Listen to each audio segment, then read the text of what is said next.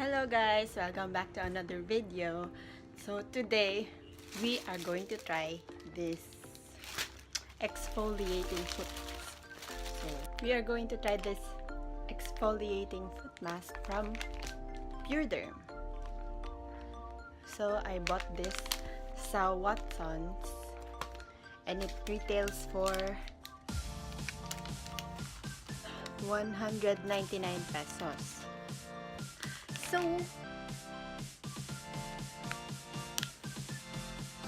yan siya.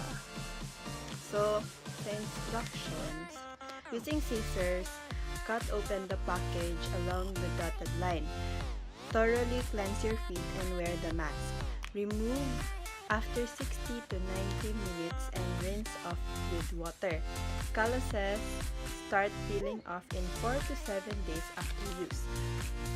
Nearly all calluses will be removed in a further 3 to 5 days depending on their thickness. Do not use a callus remover or pick on calluses when they start peeling off.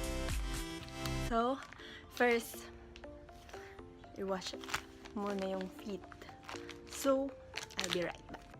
Hey guys, so I'm back and I just washed my feet with soap and water, and so I will show you the before state of my feet.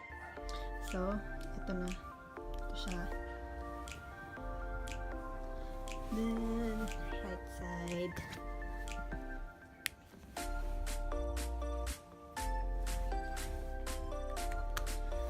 So yun. So now let's open this.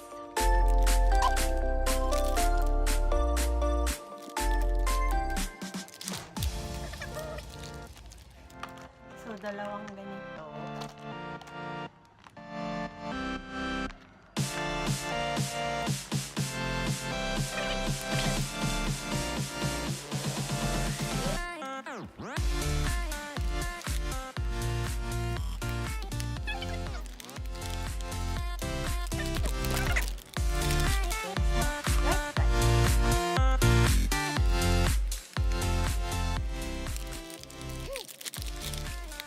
Nalagay ko na both mask. Tada! So it looks like this. May sachet na siya. So right now we are going to wait for 60 to 90 minutes. So mga 25 minutes. So I'm gonna. Yes, I'm back and it's been 75 minutes na na-soak na yung feet ko sa mask. So, it says here na i-rinse off with water. So, I'm gonna be back. So, I'm done rinsing off the mask. So, it feels very tingly and cooling. It says here it has papaya and chamomile extract. So here's what it looks like. Parang rough na parang nababagat sa water. Punot na siya. So, it says here na calluses start peeling off in 4 to 7 days after use. So, I'm just gonna update you for the next 4 days or 7 days. So, bye for now. Hello guys. So, it's 5 days after my foot mask.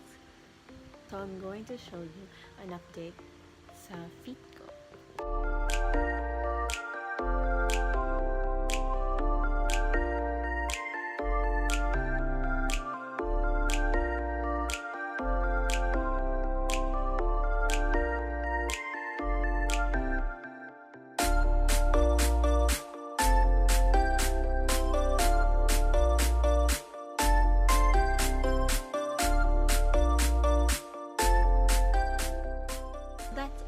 and I'm just going to update you sa upcoming days on the effects sa feet ko sa foot mask ng purederm. So, see ya. Hello guys! I just got home from school and just a quick update sa foot mask. So,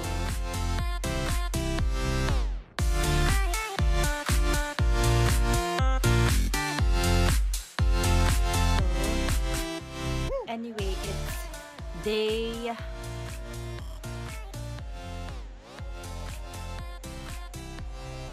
7.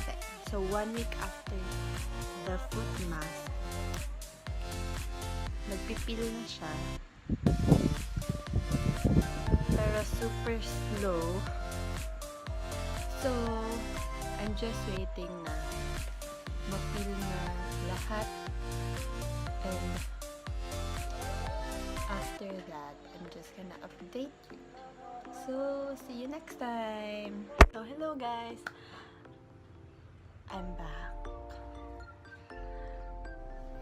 So, today I'm gonna tell you my verdict sa foot mask na ginamit ko last September 25. So, advantages are maganda siya, effective, and accessible or madali siyang bilhin.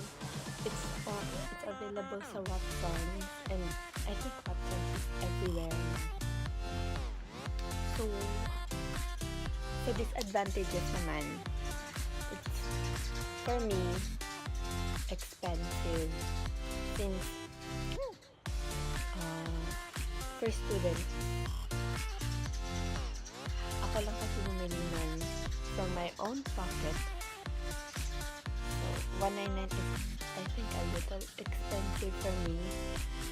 Next is, matagal siya bago siya effect. It says na 4 to 7 days lang.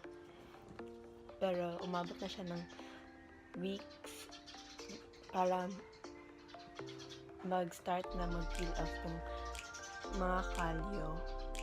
Next is